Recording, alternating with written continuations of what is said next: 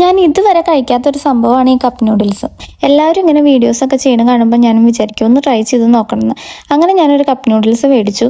പിന്നെ എന്തായാലും തന്നെക്ക് കഴിക്കണ്ടല്ലോ എന്ന് വിചാരിച്ച ഒരു കമ്പനിക്ക് ഞാൻ ആരിഷിനെ കൂടിയും വിളിച്ചു കേട്ടോ.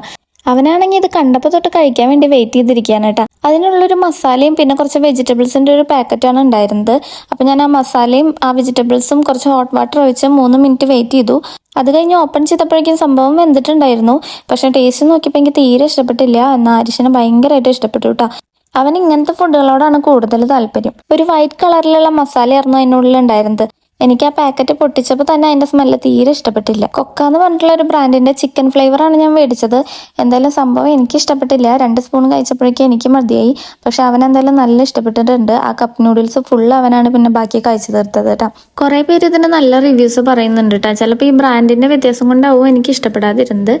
എന്തൊക്കെ തന്നെയായാലും സംഭവം നമ്മുടെ ആരിഷ് കുട്ടൻ ഫുള്ള് കാലി.